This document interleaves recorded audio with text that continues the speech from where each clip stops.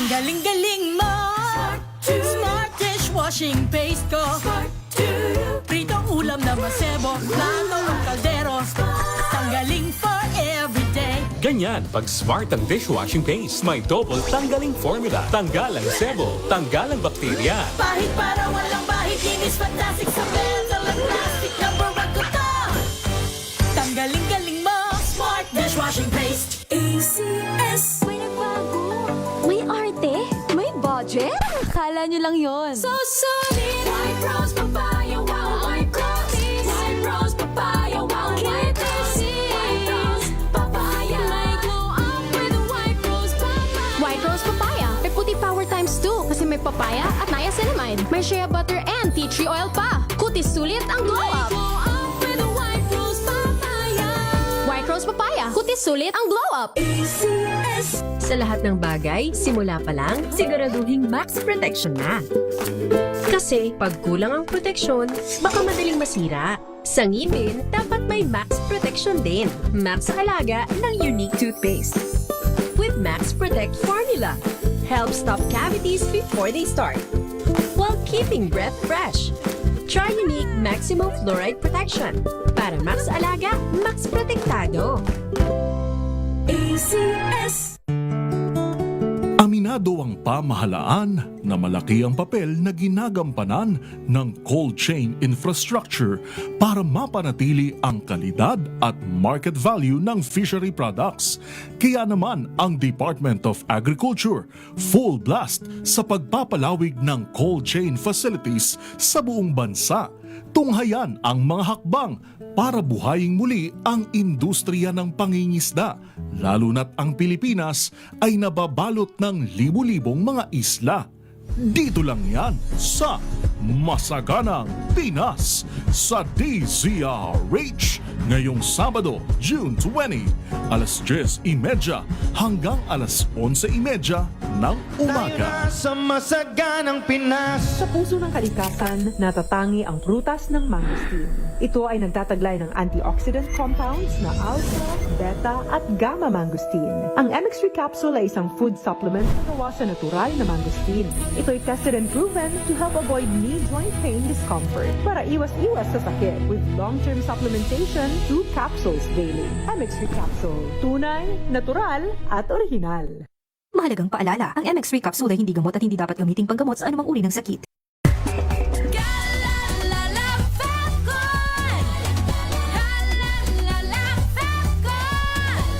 Ang bango ng sampayan, tara na magsayawan. Kalafabcon, amoy nakaka-joyful!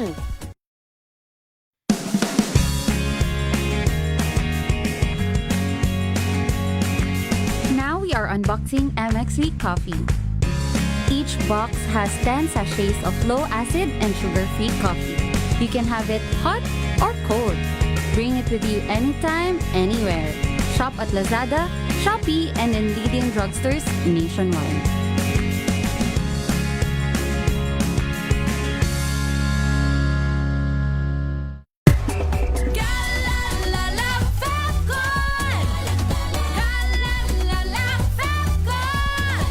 Ang bango ng sampayan, tara na magsayawan. Kalafabcon, amoy nakaka-joyful!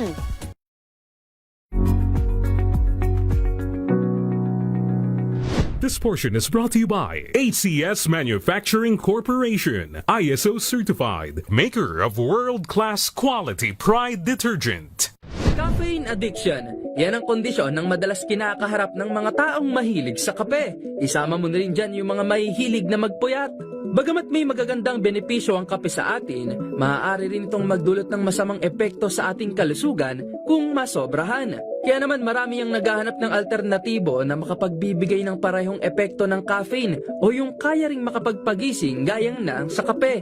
Ayon sa mga eksperto, mansanas o apple ang number 1 dyan.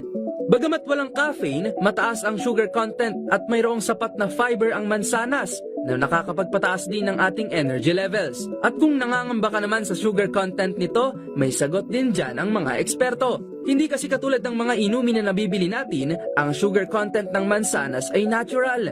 Maiiwasan ito ang pagtaas ng ating blood sugar level o yung tinatawag na blood sugar spike At yung biglaang pagbagsak naman ng ating energy o yung sugar crush na maaaring makuha sa pag-inom ng kape. Bukod pa rito, ang mansanas ay hindi rin nagdudulot ng pagka-addict at dependence. At higit sa lahat, pasok ito sa budget at healthy pa. Kaya naman sa susunod na all-nighter, piliin ang healthier choice. Tandaan, an apple a day keeps the doctor away. This portion is brought to you by ACS Manufacturing Corporation, ISO certified, maker of world-class quality Pride detergent.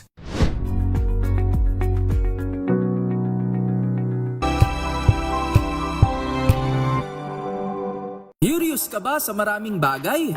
Kami na ang bahala dyan. Aalamin, tutuklasin at bibigyang linaw namin ang mga katanungang bumabagabag sa inyong isipan. Sa programa kung saan ang bawat sagot ay galing lamang sa mga eksperto. Ang Expert's Opinion, tuwing linggo 3:00 ng hapon, dito lang sa DZRH TV.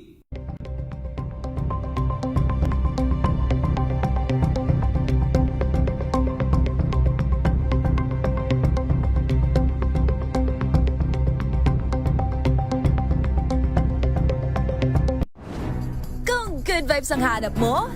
Dito ka na sa sigurado! Mula sa mga istoryang nagbibigay ng inspirasyon hanggang sa mga kwentong may dalang solusyon. Mga balitang pampagaan, pakiramdam at pampaganda ng araw. Hindi lang ba sa good news, kundi the better news. Mula Lunes hanggang Biyernes, 1:00 ng tanghali sa DZRH TV.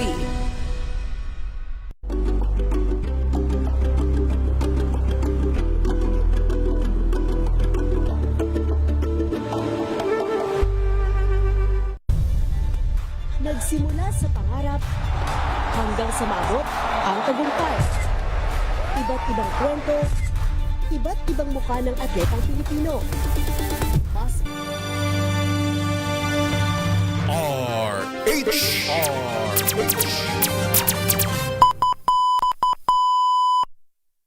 Pilipinas ang oras, 10:16 ng umaga.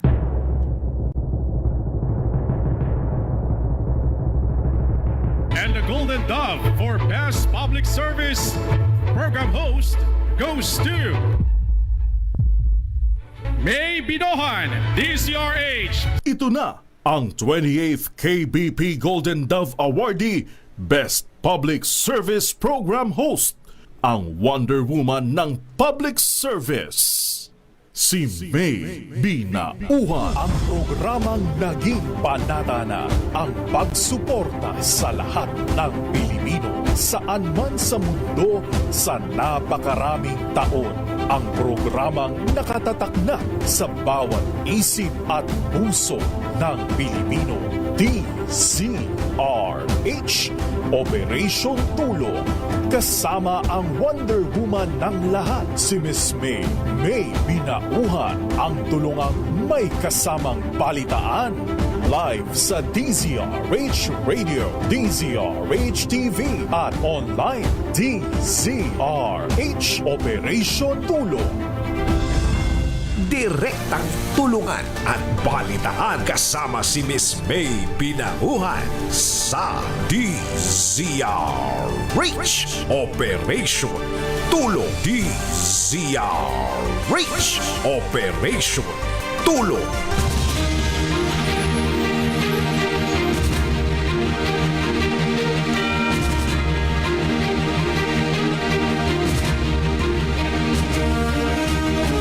Good morning!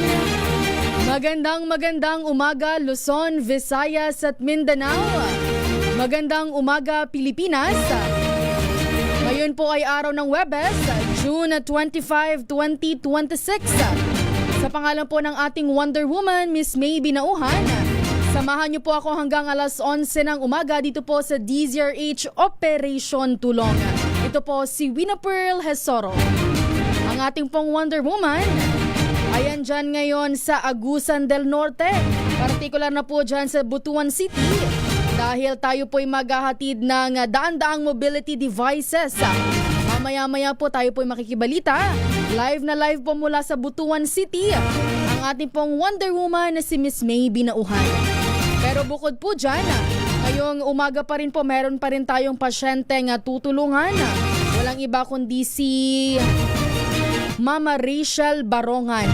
Pero ang ating pong makakausap ay ang kanyang asawa po na si Sir Agustin Borongan. Mamaya-maya po yan. Pero bago po dyan, bukod nga po sa bagyong Francisco na meron po na nandito pa rin sa loob ng Philippine Area of Responsibility, isang bagyo na naman po nagbabantang pumasok sa Philippine Area of Responsibility. Tayo po muna yung makibalita mula po sa DOST Pag-asa kung ano na nga po ba ang kalagayan nitong dalawang bagyong minomonitor ng ating Pag-asa. Live po mula po sa DOST Pag-asa, si Dr. John Manalo. Magandang umaga po, Dr. John. Magandang umaga po at ganoon din sa ating mga taga-subaybay. Ito pong si Bagyong Francisco ay mas sumina pa from typhoon category ngayon. Ito ay severe tropical storm na lamang at palayo pa po ito ng palayo sa ating bansa. Nasa 510 kilometers na po ito away sa northeast ng Itbay at Batanes. Naka-signal number 1 pa rin po yung probinsya ng Batanes, pero habang papalayo po ito sa mga susunod na issuance natin ay pabuhos din yung magiging epekto nito in terms of both ng winds at mga kaulapan o mga pag-ulan, particular na sa extreme northern Luzon, yung Batanes at ganoon din dito sa Babuyan Islands. Yung isa pa po natin na minomonitor, Tropical Storm Higos, ito po yung international name niya, ay nagbabanta po na pumasok within the day. At pagpasok po nito, itatawagin natin ito na Bagyong Gardo. Sa kasalukuyan, ito po ay nasa layong 1,660 kilometers east ng northern Luzon. Ito po ay kumikilos pa west-northwest sa bilis na 25 kilometers per hour. Yes po, papasok po ito ng Philippine Area of Responsibility. At bukas din naman ay lalabas din po ito. Ibig sabihin ay papasok lang po siya ng panandalian, pero wala po itong magiging direktang epekto sa anumang parte ng ating bansa. At ang pinaka-posible lang na maging epekto po nito ay humilan ng habagat. Pero sa ating pong analysis ay magiging mababa din yung tsansa ng mga sobrang lalakas na mga pagulan. Kaya ang pinaka-makaka-apekto po talaga sa ating bansa ay itong southwest monsoon. Kaya naman po dito sa Metro Manila, sa malaking bahagi ng Luzon, ay magpapatuloy na makakaranas tayo ng maulap na kalangitan hanggang bukas. At by bukas po hanggang Friday, by Saturday and Sunday ay mas mababawasan na po yung kaulapan dito sa Metro Manila, sa northern part ng ating bansa. Pero may impact pa rin po ito, particular na sa western section dito sa mga babanggitin nating probinsya, Zambales, Bataan, ganoon din sa Occidental Mindoro, northern portion ng Palawan, ganoon din sa western Visayas, particularly yung probinsya ng Antique. At yan po yung ating update mula dito. Opo, Dr. John, ilang katanungan lang po. Tama po ba, Dr. John, ito pong Bagyong Gardo na posibleng pumasok sa Philippine Area of Responsibility ngayon at lalabas din naman bukas, wala pong direktang tama sa atin, wala po tayong mararamdaman? Yes po. At hindi rin po tayo magtataas ng anumang signal number throughout the country. Opo, Dr. John. Ilan pa po ba, Dr. John, ang inaasahan po, pa po nating papasok sa Philippine Area of Responsibility ngayong taon po? Ngayong taon po, no, dahil naka-anim na tayo, simula pang 5 si Esther and then itong si Francisco and then magbabanta itong si Gardo since 19 to 20, around 14 pa po na 14. Opo. 1 to 2 po yung ating forecast ngayong buwan ng Hunyo, pero actually umabot na po ng 3 at pagpasok nitong si Gardo. And then sa susunod na buwan po ay 2 to 4. 2 to 4. 4 na bagyo. Opo, pero may nakikita na tayo ng mga signals na first week ay may potential na po na may mamuo as early as first week dito sa buwan ng July. Ito pong as of 9:10, Sir Dr. John, meron po kayong nilabas na thunderstorm advisory. Ito po ay dala pa rin po ng habagat. Yes po. Primarily po, habagat po yung may dala niyan. Maraming salamat po, Dr. John. Maraming salamat din po at ingat po tayo. DZRH Operation Tulong. Yun po binabanggit po ni Dr. John Manalo mula po sa DOST Pag-asa. Napapasok nga po sa Philippine Area of Responsibility ito pong bagyo. Si Bagyong Higos na nasa labas pa po ng PAR. Sakaling pumasok po ng PAR, tatawagin po itong Bagyong Gardo. At bukas rin po, araw po ng Biyernes, lalabas na rin po yan ng Philippine Area of Responsibility. So wala naman pong direktang tama. Hindi naman po natin mararamdaman ang bagyong Gardo. Pero as of 9:10 a.m. po, naglabas ng thunderstorm advisory ang DOST Pag-asa dahil posible pong makaranas ng moderate to heavy rain showers ang ilang pong bahagi sa Batangas, partikular na po sa Tingloy, Batangas City, Mabini, Bawan, San Luis, pati po dyan sa Taal, San Pascual, Calatagan, Calaca, Balayan, Lemery, Santa Teresita, Lian, Nasugbu at Tuy.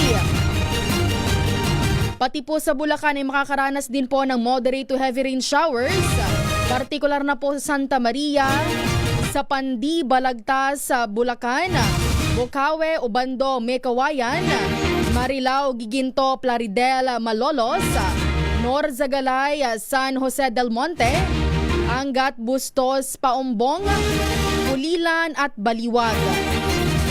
Pati po sa Metro Manila, partikular na po sa Navotas, Valenzuela, Malabon, Caloocan at Manila ay makakaranas po ng moderate to heavy rain showers sa susunod po na 2 oras.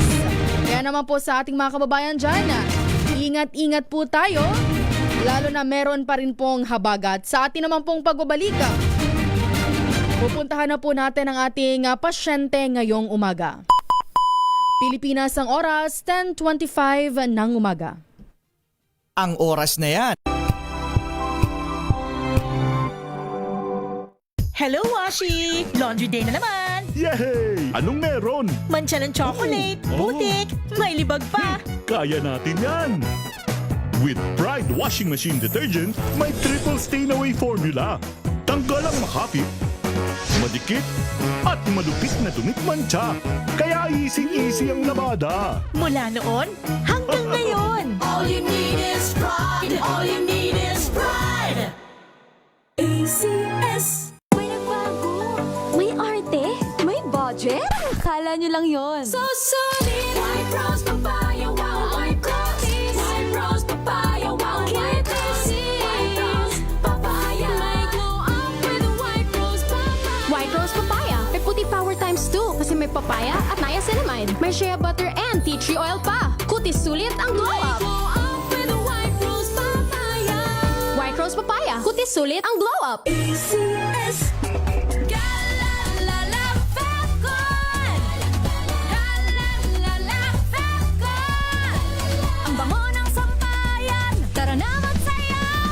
Fabcon, amoy nakaka-joyful! Sinisiguro kong tama ang aking choices. Tamang pagkain, lifestyle, at ang partner ko, MX3 Capsule. Gawa ito sa ISO at GMP certified na planta. Tested and proven na may alpha, beta at gamma mangosteen. Helps avoid knee joint pain discomfort. Iwas-iwas sa sakit. Kailangan lang na long-term ang pag-inom. 2 capsules araw-araw. MX3, dito ako believe. Mahalagang paalala, ang MX3 capsule ay hindi gamot at hindi dapat gamiting panggamot sa anumang uri ng sakit.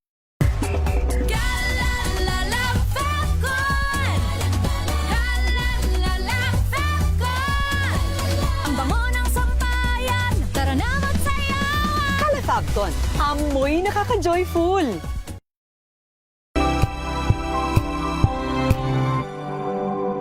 Wow, ang saya! Isang barangay na labada, puro mancha pa! Goodbye, pahinga! Mommy, isang laba lang yan sa Pride Bar Blue. May powerful stain-away enzymes na malupit sa dunit mancha. At di masakit sa kamay! Isang laba lang yan. Hello, pahinga! Hello, Pride Bar Blue. ACS. Maulan man, no worries na amoy kulog ang damit. Charm Fabcon, bangong kumakabloom, tanggal amoy kulog sa bango ng charm. Kaya gamit ko, Charm Fabcon with Bloom Fresh Technology. Kills 99.9% of kulog-causing bacteria. May aroma burst pa of thousands of flowers and berries. Ang sampay sa loob, no amoy kulob. Bangong kumakabloom sa charm. Charm Fabcon. ACS. Tinesting. Sinuri. Siniyasan. Ang resulta, super effective ang Shield sa pagpatay ng bakterya at virus. Shield Antibacterial Soap. Believe ang mga eksperto sa Philippine Nurses Association. At si Mami, Tiwala ako sa Shield. Shield Antibacterial Soap. Napatunayang mabisa. Ang mga nurse, tiwala. ACS.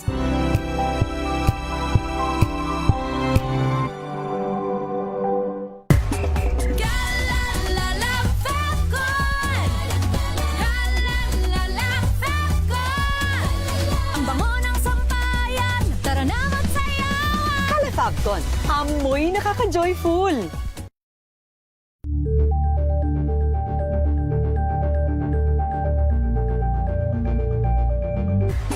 Galalala Falcon! Galalala Falcon!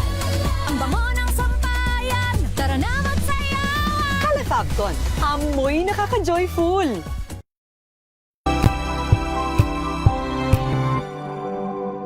Tumunog na ang gantingan para sa kalikasan. Ang nagkamit ng parangal bilang Best News Anchor ay walang iba kundi si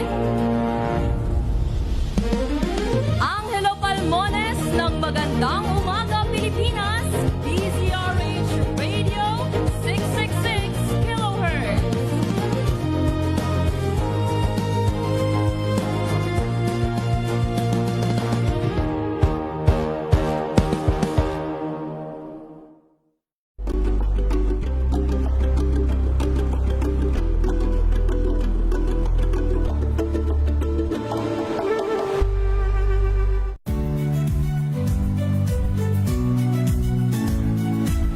Magandang araw mga kaibigan. Ito po ang inyong balerina ng bayan, si Lisa Makuha Elizalde, na nag-aanyaya sa inyong samahan kami at ang aming mga espesyal na panauhin para sa kalahating oras ng masayang kwentuhan sa aming programang Art to Art, kung saan ang usapang sining at kultura ay para sa lahat.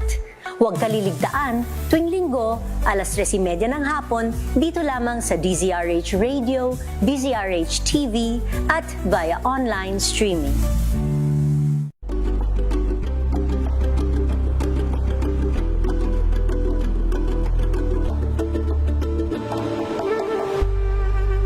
Curious ka ba sa maraming bagay?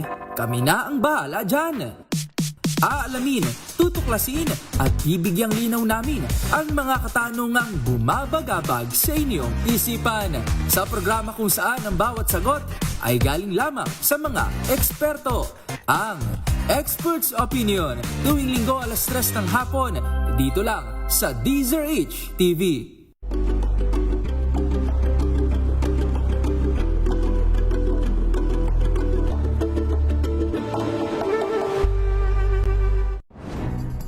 Good vibes ang hanap mo? Dito ka na sa sigurado! Mula sa mga istoryang nagbibigay ng inspirasyon hanggang sa mga kwentong may dalang solusyon. Mga balitang pampagaan, pakiramdam at pampaganda ng araw. Hindi lang ba sa good news, kundi the better news. Mula Lunes hanggang Biyernes, 1:00 ng tanghali sa DZRH TV.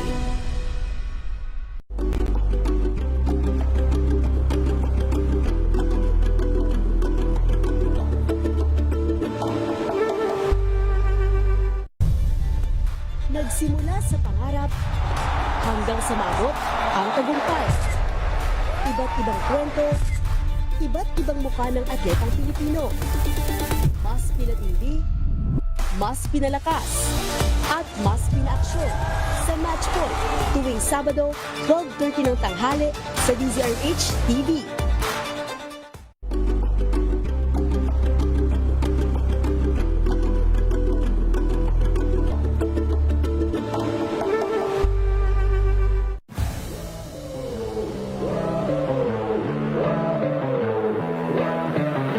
Nakarinig lang ako ng bola sa court, takbo na ako dun sa...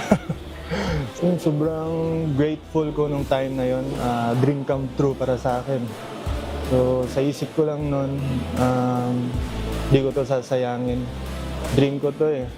Tapos yun na din, nakakatulong na ako sa family ko. Kasi ako lang din yung breadwinner eh. Ako yung panganay. Tapos nasa college pa yung mga kapatid ko. Yun ang tulong-tulong lang din sa kanila. Pero ngayong conference, yun nga, mas dodoblehin pa namin ang trabaho namin. Hi, I'm JB Bahio from NLEX Road Warriors.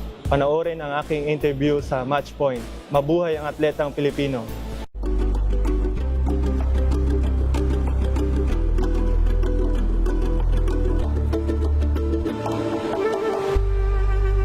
This Saturday on Scene Zone, chikahan with indie darling Clara Benin at rewind din tayo sa Santi Feels na hatid ng kanyang Really Got Me Thinking concert.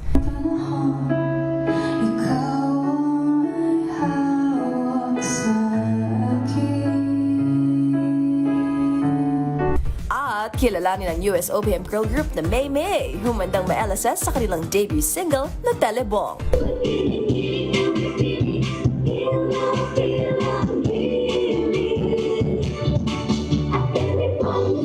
Alas 12 ng tanghali, dito lang sa DZRH TV.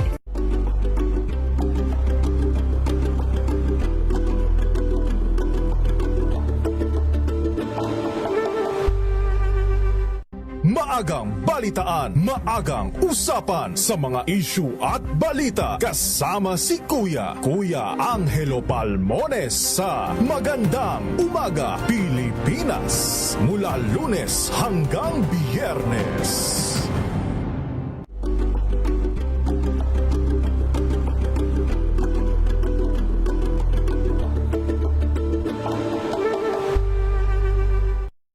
Mga balitang gigising sa inyong umaga. Mga balitang kailangan mong malaman. Mapapakinggan sa ACS Balita sa 2x2. Kasama sina Anthony Taberna at Jerry Baha. Lunes hanggang Biyernes.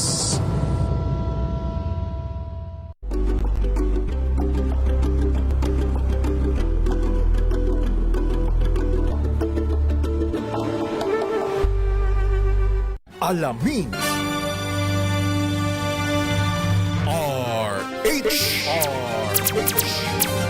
Direktang tulungan at balitaan kasama si Miss May Pinahuhan sa DZRH Operation Tulong. DZRH Operation Tulong. 10:37 na po ng umaga at sa punto pong ito, atin na pong makakausap ang tutulungan po natin ngayong araw po ng Huwebes. Ang pangalan po niya ay si Ma'am Rachel Barongan, 52 years old mula po sa Quezon City. Si Nanay Rachel po ay walang trabaho, pero bata pa lang po siya ay mahilig na po siyang magbuhat ng mabibigat na gamit. Galing po sa bundok, gamit lang po ang kanyang ulo. Meron po siyang asawa at may isang anak na nag-aaral. March 2025, dito po nagsimula na si Ma'am Rachel ay napaupo po sa kanilang sala sa kanilang bahay. Pagkatapos po nito ay nakaramdam na po siya ng sakit sa kanyang balakang. Kaya po nagpa-check up si Ma'am Rachel sa Philippine Orthopedic Center. Sabi po ng kanyang doktor, lumuwag daw po umano ang buto sa tuhod ni Nanay Rachel. Kaya po pinapaiwas na po siya sa mga pagbubuhat po ng mabibigat na bagay. Dahil po delikado na po ang kanyang kalagayan, kaya po kailangan ng operahan si Nanay Rachel. Samantala po ang kanyang asawa naman ay family driver, na siya lang po ang tanging inahasahan sa kanilang pangangailangan araw-araw. Tina-therapy naman po si Nanay Rachel 3 beses sa isang linggo dahil hindi po siya makatayo. Ngayong umaga po ang ating pong makakausap ang kanyang asawa po na si Tatay Agustina Borongan. Pero bago po yan, pasok po muna tayo ng flash report. Flash Report. Flash Report! Panibagong planong mass shooting sa isang paaralan sa Leyte. Napigilan ng otoridad sa tulong ng tip Mula po kay Senator Bam Aquino, ayon po kay DILG Secretary John Vic Remulla. Abangan po ang iba pang detalye mamaya po kay RH52 Edniel Parosa. Flash Report. Flash Report. Basta't may nangyari, unang maririnig sa kauna-unahan. DZRH Flash Report. Nasa kabilang linya na po natin si Tatay Agustin Borongan, ang asawa po ni Nanay Rachel Borongan. Magandang umaga po, Tatay Agustin. Magandang umaga naman, Ma'am. Opo, Tatay, kamusta po si Nanay Rachel? As of now, nasa bahay pa rin siya. Nag-i-wait po kami ng schedule. Schedule nyo, Tatay, po ito po para sa operasyon. Opo. Opo. Tatay, magkano po bang hinihingi sa inyo? Base po dito, hinihingan po kayo ng 510,000 pesos. Tama po, Tatay? Yes, ma'am. Para po sa surgery. Anong surgery daw po ito, Tatay, na kinakailangan pong gawin para po kay Nanay Rachel? Implant, ma'am. Titanium implant. Titanium implant. Opo. Opo. Tapos, Tatay, kinakailangan daw po bang buuhin nyo muna itong 510,000 bago po isa lang po si Nanay Rachel? Yes, ma'am. Sa ngayon po, Tatay, kamusta po? Meron po kayong isang anak, tapos yung anak nyo po nag-aaral. Nasa anong grade na po, Tatay, yung anak nyo? College na, this coming pasukan. College na po, ngayong pasukan. Opo, tapos nag-iisang anak nyo lang po si, ito pong, ano po to, Tatay? Babae po, lalaki? Babae po, 18 years old. Opo. Sige, Tatay, pwede nyo po ba kaming kwentuhan? Ano po ba ang nangyari kay Nanay Rachel? Kasi nung simula nga po bata siya, ang trabaho niya, kasi abandoned child siya. Yung hanap buhay niya sa bundok, Opo. bababa ng mga gulay, ng mga crops. Yun. Tapos, hanggang sa, cycle ng buhay niya, hanggang nag-asawa kasi, nagsama kami 1997. Hindi pa nag-o-occur yung ganang problema. Nagkakaedad. Ngayon, bago nangyari yan, medyo may sumasakit na rin sa balakang niya. Pero bago pa lang kami nagsasama, hindi pa yung sa liig. Opo, Tatay. Tapos, sinabi nyo nga po na kinakailangan nyo po ang 510,000 pesos para sa operasyon ni Nanay Rachel. Pero sa ngayon, Tatay, magkano na po ba ang nililikom ninyo? Nasa na kami, may maipit ako na 200 plus. 300. Sabihin na natin, Tatay, na meron na po kayong naitatagong 300. Sa ngayon po, kinakailangan nyo ng 210,000 pesos para po maoperahan na si Nanay Rachel. Opo.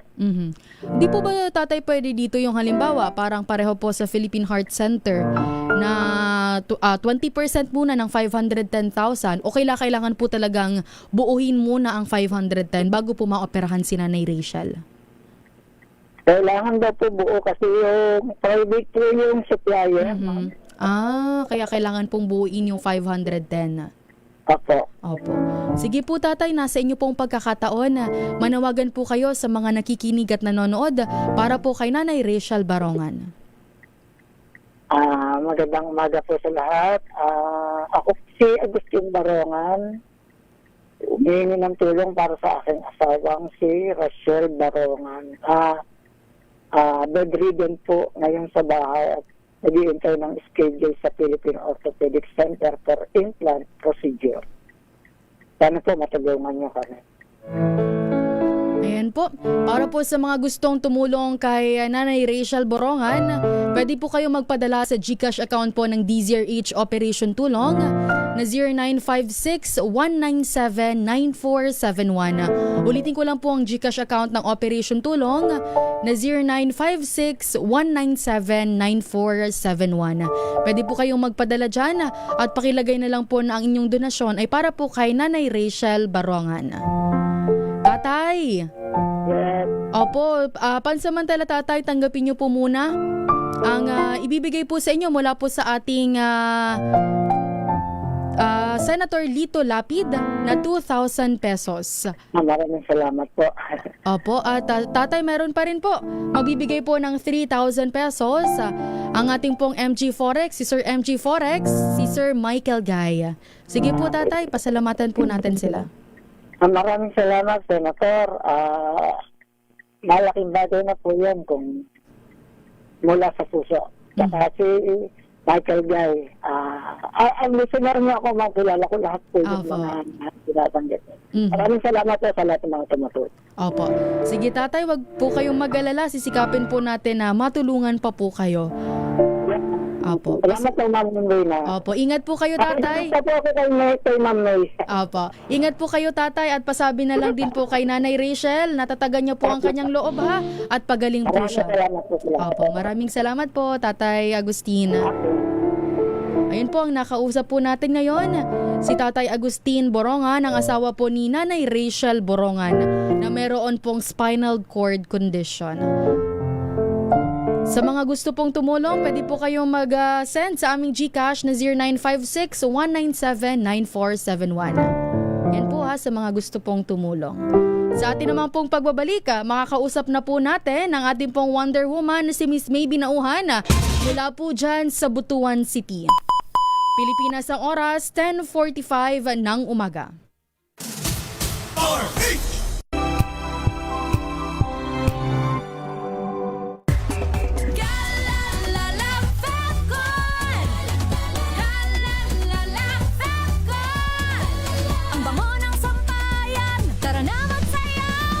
Fabcon, amoy nakaka-joyful.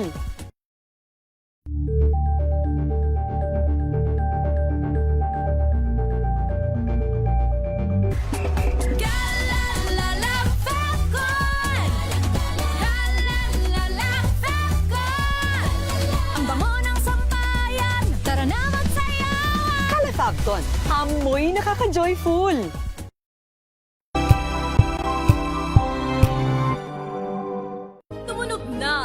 Gandingan para sa kalikasan. Ang itinanghal bilang Best AM Radio Program Host ay si Cesar Chavez para sa special on Saturday ng DZRH.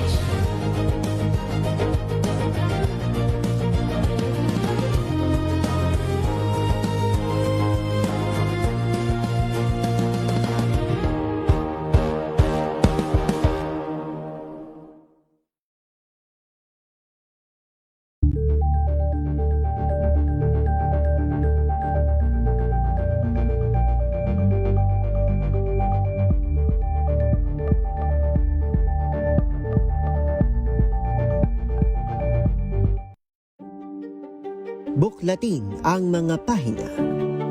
Pakinggan ang boses ng lipunan.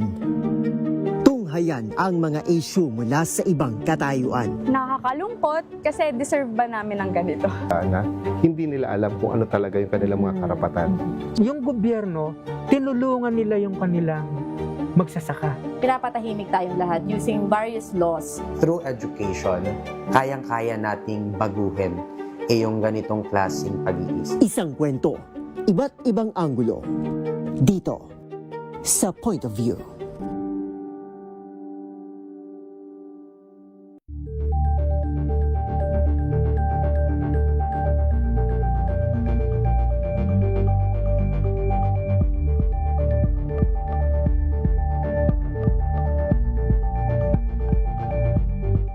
Tambalang Anthony Taberna at Jerry Baha ang gigising sa inyong umaga dahil lalatay ang humahagupit na diskusyon at komentaryo Lunes hanggang Biyernes sa 2x2.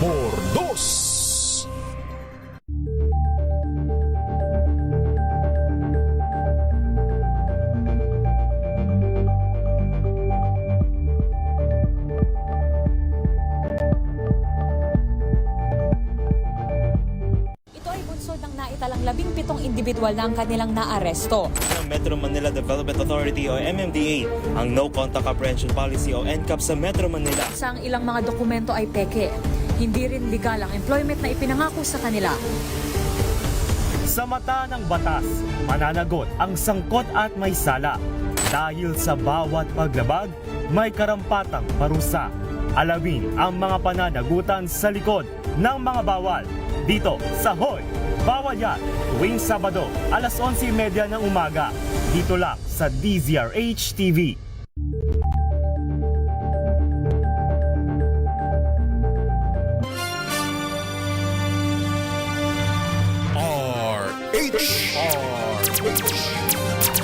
Direktang tulungan at balitaan kasama si Miss May Pinauhan sa DZRH Operation Tulong. DZRH Operation Tulong.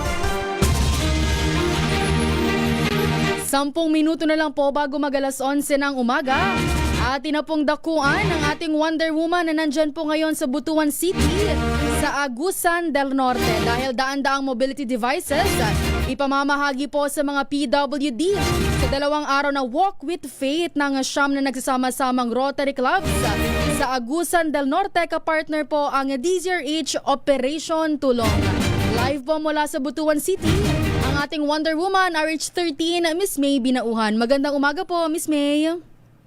Piwina, magandang umaga at napakainit na umaga mula sa lalawigan ng Agusan del Norte, no? Dahil lumipad nga ang team DZRH Operation Tulong dito sa lalawigan ng Agusan del Norte para sa isang malakihang partnership natin sa siyam na Rotary Clubs mula sa Districts 3830 mula dyan sa Metro Manila at 3860 naman dito sa Agusan.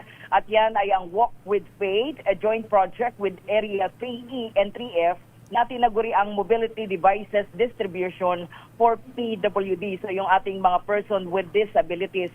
Ang partnership na ito ay sa pangunguna ng Rotary Club of Makati, Sobel at ang Church of Jesus Christ of Latter-day Saints, kung saan ang talaga naman nating napakasipag, talagang hindi natin itong iiwanan. Sobrang pagmamahal sa ating mga kababayan, lalong-lalo na yung ating mga PWD. Ang president ngayon ng Makati F. Sobel ay walang iba kundi si Sir Emil Orencia at ang wheelchair specialist ng Church of Jesus Christ, the Latter-day Saints. At ang host club ngayon ay ang Rotary Club of Midtown Butuan, Area 3F, District 3860. At dito nga ginaganap ngayon sa second floor Social Hall, People's Government Center ng Kabadbaran City Hall dito sa lalawigan ng Agusan del Norte. Kaya ngayon pa lang pinapasalamatan na natin ang butihing alkalde po ng Kabadbaran City. Wala iba kundi si Mayor Judy Chin Amante and of course ang kanilang governor ng Agusan del Norte, Governor Maria Angelica Rosdel Amante. At dito ngayong araw ay ongoing na yung programa Ipiwina. Alas 10 ngayong umaga nang magsimula po yung Walk with Faith sa pamagitan ng mga messages ng mga opisyal ng iba't ibang Rotary Clubs. At I think ang nagsasalita pa ngayon ang Past Assistant Governor at siyang Project Chairperson ng Rotary Club of Midtown Butuan, si Ma'am Maria Teresa Salise. Pero nasa tabi na natin ngayon ang talagang isa sa sabi nga natin ito lumilibot sa buong Pilipinas, magigigan Sir Emil Orencia. Sir Emil, magandang umaga po at live tayo sa DZRH Operation Tulong ngayon. Magandang umaga, Miss May, lalo-lalo na sa inyong mga tagapakinig sa Operation Tulong ng DZRH. Maraming salamat sa pagpunta nyo dito at sinamahan nyo kami sa partnership natin dito sa wheelchair provisioning na Walk by Faith or Walk with Faith ng siyam na clubs dito sa Rotary Club ng District 3860. Sir Emil, bigyan nyo nga po kami ng maikli lang na kasaysayan. Yung Walk with Faith, I think ang unang simula nito ay hindi Walk with Faith. Ang talagang simula nito ay yung Walk for Life. Walk for Life. Yan ay sa aming club na Rotary Club of Makati F. Sobel. Pero itong Walk with Faith, ito yung ginawa ng 3860 na district nung kami ay kinonceptualize namin ito nung last year pa actually. Na wino-workout namin ito nung March pa last year. Pero dahil napakaraming beneficiaries dito na mahigit 200 or kulang-kulang 200 na beneficiaries, hindi ganun kadali na i-organize ito. Kaya napakaraming involved dito. Kaya nung hinatid ang wheelchair dito ng C-130 ng Philippine Air Force, ay nag-iyakan sila. Nasabi nila, ito na yon, totoo na to. Kaya ito ay tinawag nilang walk with faith. Ayun, yung pala yung story, Ipiwina.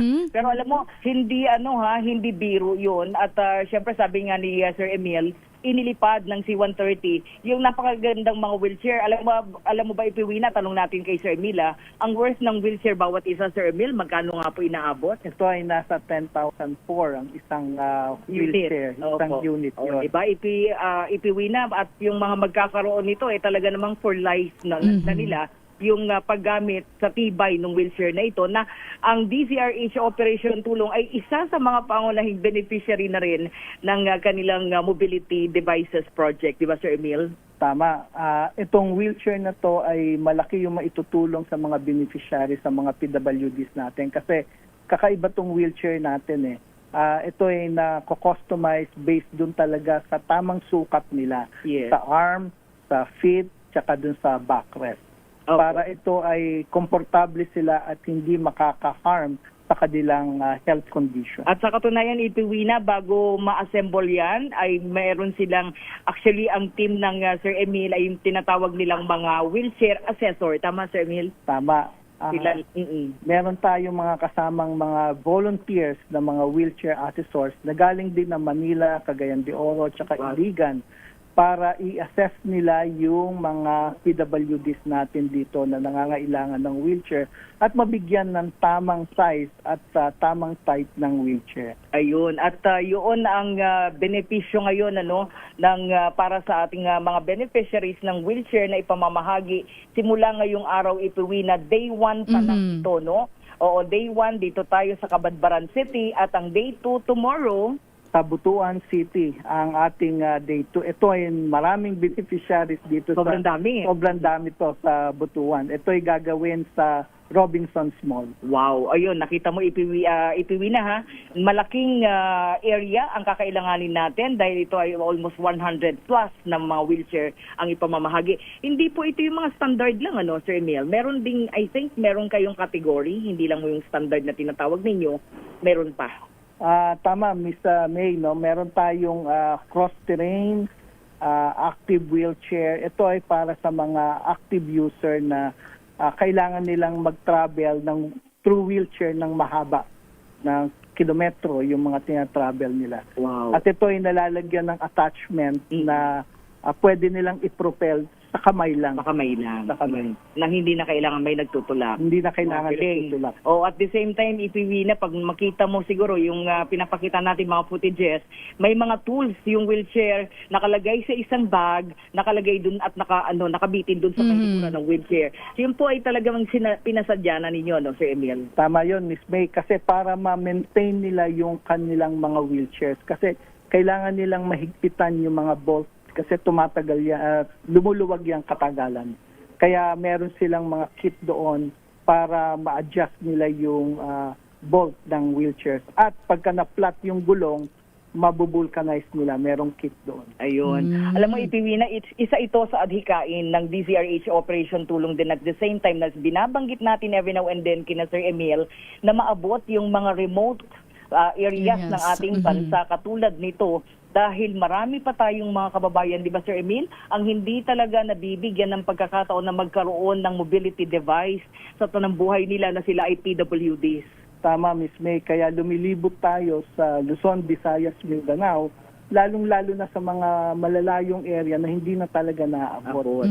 So, yun ang natin. May plano nga kami sa Tawi-Tawi, pero wino-work out pa namin regarding this security reason. Ayun. So, pupunta tayo ng Tawi-Tawi, Ipiwina. Ikaw naman ang susunod. Tayo ay sasamang iikot dahil sabi nga natin, isa sa mga adhikain natin at advocacy na rin sa DZRH Operation Tulong dahil sa inspirasyon na ibinigay sa atin ng Sir Emil Orencia mula sa The Church of Jesus Christ, the Latter-day Saints. At ngayon, although bababa na siya bilang presidente ng Rotary Club of Makati, FSOPEL, pero tuloy-tuloy, di ba? Tuloy-tuloy lang. Ito isang advocacy natin na kahit hindi na tayo presidente ng Rotary Club of Makati at Subel, ito ay magpapatuloy at ito ay susuportahan ng mga susunod na presidente na. Ayun, baka meron po kayong mensahe, unang-una sa ating mga recipients, Sir Emil, hindi biro itong mga ginawa po ninyo o ginawa natin in partnership sa 2 araw until tomorrow. Baka may mensahe po kayo sa kanila. Para sa mga PWDs na bibigyan natin ng wheelchairs ngayon, ma-awardan ng wheelchairs, sana alagaan ninyo itong wheelchairs na to para tumagal. Ang lifespan kasi neto, kung talagang maalagaan, aabot to ng mga 8 to 10 years. So sana alagaan nila yan at yan ay magiging kaakibat nila sa paghahanap nila ng trabaho o sa kanilang eskwela, sa pagtulong sa kanilang pamilya sa household chores. So yun lang ang hinihiling namin na sana alagaan nila itong wheelchair na to. At patuloy sana silang magpasalamat sa ating Panginoon Diyos. Ayan, okay, very well said. Maraming salamat, Sir Emil. Susunod na si Sir Emil, medyo mainit dito, no, Sir? Ayan, medyo ipiwi na, alam mo, nakikita mo, sikat ng araw. Oo nga, Miss May. Napakainit ang sikat ng araw dito sa Agusan del Norte, particular dito sa Cabadbaran City. But anyway, tuloy-tuloy yung programa until now. Maya-maya si Sir Emil na yung magsasalita. Siyempre, bago tayo magtapos ay siguro i-acknowledge lang natin yung Area 3E ng mga Rotary Club of Butuan North, Rotary Club of Central Cabadbaran, Rotary Club of Downtown Butuan. Sir Emil, do the honor please. Rotary Club of Downtown Butuan, Rotary Club of Butuan East Central, sa Area 3F, Rotary Club of Butuan, Rotary Club of Midtown Butuan, Rotary Club of Central Butuan, Rotary Club of the Uptown Butuan, and Rotary Club of Butuan Highlands. Ayun. So, yung mga Rotary Clubs na nagsama-sama, ipiwi na. At mamaya ay si Isa naman sa ating programa mamayang hapon, yung maghahatid naman ng mga updates mula dito sa maghapon na ito na mobility devices distribution for person with disabilities. Of course, mula dito sa Cabadbaran City, sa lalawigan ng Agusan del Norte, at syempre kasama natin ang buong puwersa na ating mga partners, and of course from DZRH Operation Tulong dyan po sa Manila. Ako naman may binauhan para sa DZRH, una sa Pilipinas, una sa Pilipino. Maraming salamat, RH13, Miss May Binauhan. DZRH Operation Tulong. Habol po muna tayo ng report. Panibagong planong mass shooting sa Leyte, napigilan ng otoridad sa tulong ng tip mula po kay Senator Bam Aquino. Ayon po yan kay DILG Secretary John Vic Remulla. Ang buong detalye sa report ni RH52, Edniel Parosa. Edniel? Napigilan ng otoridad ang isang planong copycat mass shooting incident sa Leyte kagabi. Ibinunyag ni Interior Secretary John Vic Remulla dito sa Campo Crame na isang 14 anyos na estudyanteng nagngangalang Jasmine ang nagbampa ng pamaril at pananaksak sa Tolosa National High School. Ilang araw lamang matapos ang parehong insidente sa Tacloban City sa parehong probinsya. Nabisto ang plano ng grade 10 students sa tulong ng tip mula kay Senador Bam Aquino at tumimbre kay Secretary Remulla pasado alas 8 kagabi. Kwento na Remulla, nagbanta ng karapatan ng estudyante gamit ang maraming dummy accounts sa social media at nasa natuntun siya ng Criminal Investigation and Detection Group. Posible umanong na-impluensya ng naunang shooting incident sa Tacloban ng naturang mag-aaral sa Tolosa dahilan upang tawagin ito ng kalihim bilang copycat na tangkang shooting incident.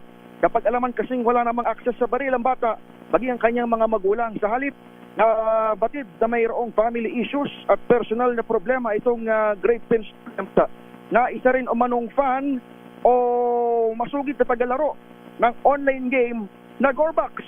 Pakinggan natin Secretary John Vic Remulla. But the information I have is that avid fans sila ng Gorebox. Is it testing? I think so. At sila, avid fans ng Gorebox. So yung game na yan, sa mga pagulang, ang huli ng mga pagulang kasi napakadelikado yun.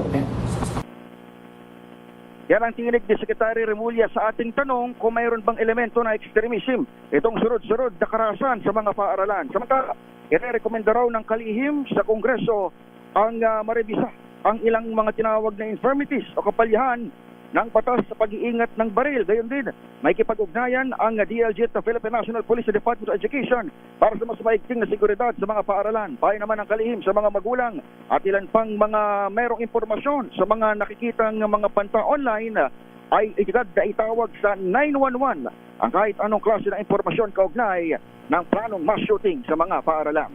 Ako si Adniel Parrosa, nag-uulat para sa DZRH, una sa Pilipinas, una sa Pilipino. Direktang tulungan at balitaan kasama si Miss May Pinaguhan sa DZRH Operation Tulong. Maraming salamat RH52 Edniel Parosa. Sa pamamagitan po niya, dito na po nagtatapos ang ating pong isang oras sa paghahatid ng tulong at serbisyo sa ating mga kababayan na may kaunting balitaan. Sa pangalan pa rin po ng ating Wonder Woman na si Miss May Binauhan, ito po si Wina Perlasoro para sa DZRH. Una sa Pilipinas, una sa Pilipino. Pilipinas ang oras, 4 na minuto makalipas ang alas 11 ng umaga.